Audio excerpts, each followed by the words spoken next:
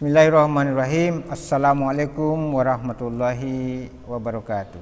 Alhamdulillahilladzi arsala rasulahu bil huda wad dinil haq liyudhhirahu 'alad dini kullih walau karihal kafirun. Asyhadu an la ilaha illallah wa asyhadu anna Muhammadar Rasulullah. Raditu billahi rabban wa bil islami dinan wa bi Muhammadin nabiyyan.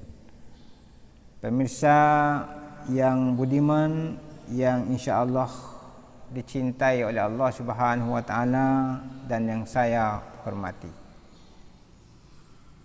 Tips mencari jodoh episode ketiga. Di dalam kehidupan ini, pemirsa sekalian, laki-laki pasti membutuhkan perempuan. Sebaliknya, perempuan juga membutuhkan laki-laki. Kalau ada laki-laki tidak membutuhkan perempuan atau perempuan tidak membutuhkan laki-laki, maka dipertanyakan tentang eksistensi.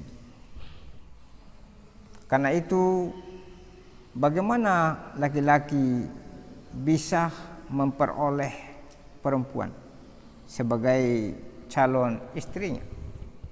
Dalam hal ini, bagaimana seorang laki-laki itu memiliki tips untuk mendapatkan jodoh? Yang pertama tentu punya niat baik.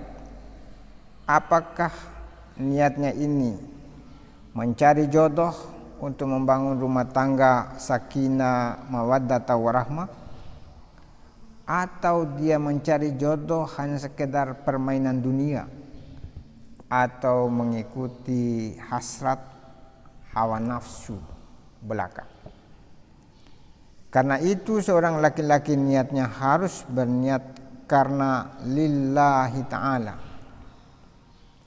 Yang kedua, tentu kriteria yang harus dimiliki oleh seorang laki-laki, dia memiliki tipologi kepemimpinan sebagai seorang kepala rumah tangga. Yang kedua, dia mampu mengayomi, mampu mendidik dan membina, dan mampu memahami serta memberikan kasih sayang yang sejati kepada seorang perempuan. Kalau sudah punya niat untuk itu, insya Allah tidak ada halangan bagimu untuk mendapatkan calon seorang istri. Yang kedua, laki-laki harus memiliki pengetahuan yang banyak tentang bagaimana cara, bagaimana metode untuk membangun rumah tangga yang sakinah, mawaddah, warahmah. Yang keempat, laki-laki harus mencari perempuan yang mirip dengannya. Yang mirip yang dimaksud adalah mirip secara lahiriah dan mirip secara batiniah. Karena biasa kita dengar ayat wa min ayatihi an khalaqalakum min anfusikum azwaja, dan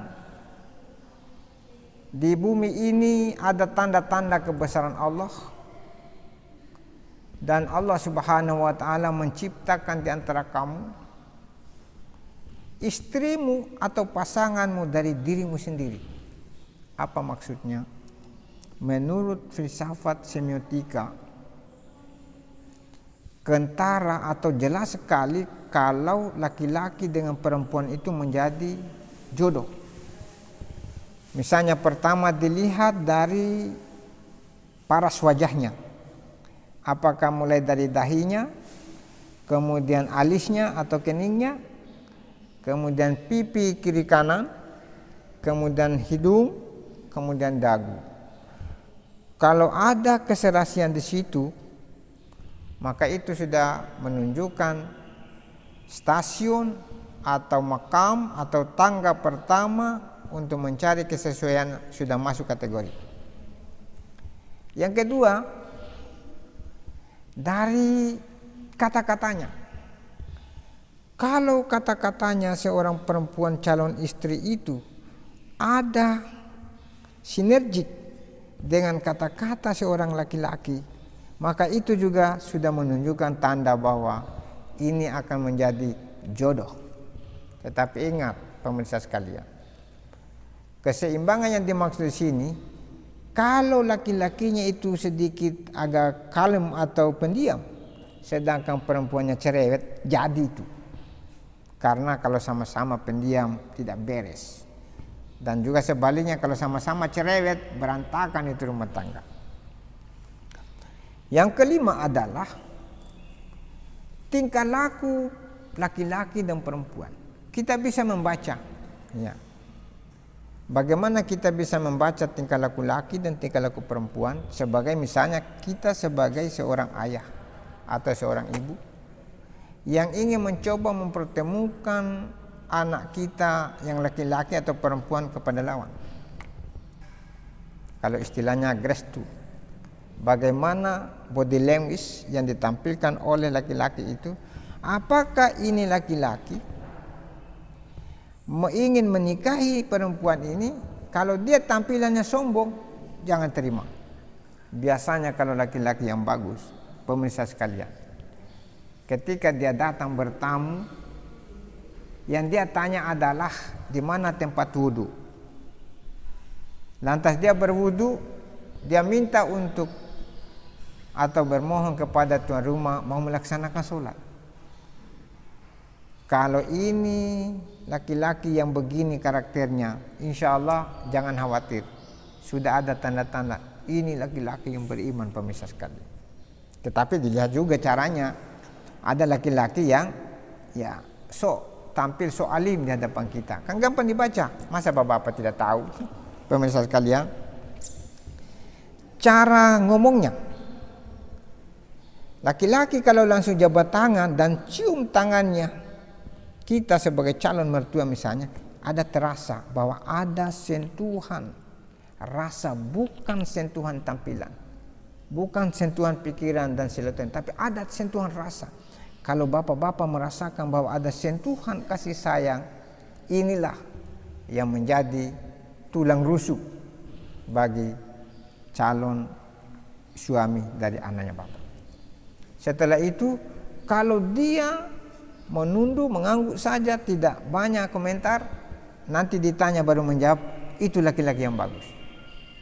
Dan menurut teori orang di kampung atau tradisi atau kebiasaan pengalaman, katanya kalau laki-laki datang bertamu untuk memperkenalkan diri atau mengenal, atau mau datang melamar anak bapak, kalau dia sering pegang kepala, jangan, itu angkuh. Kalau dia sering pegang kaki atau tusuk-tusuk kuku, jangan, itu orang sebenarnya dia akan melakukan suatu tindakan yang tidak beres dalam rumah tangga. Karena itu menurut ilmu pengalaman juga itu kita harus percaya. Karena pengalaman itu adalah guru yang terbesar dalam kehidupan. Begitu pula sebaliknya, Bapak Ibu sekalian, bahwa kalau perempuannya datang dengan tampilannya yang tidak menyenangkan, jangan diterima. Itu perempuan tidak beres. Apalagi cerewet di hadapan mertua, jangan, bahaya Bapak Ibu sekalian. Karena itu hati-hati.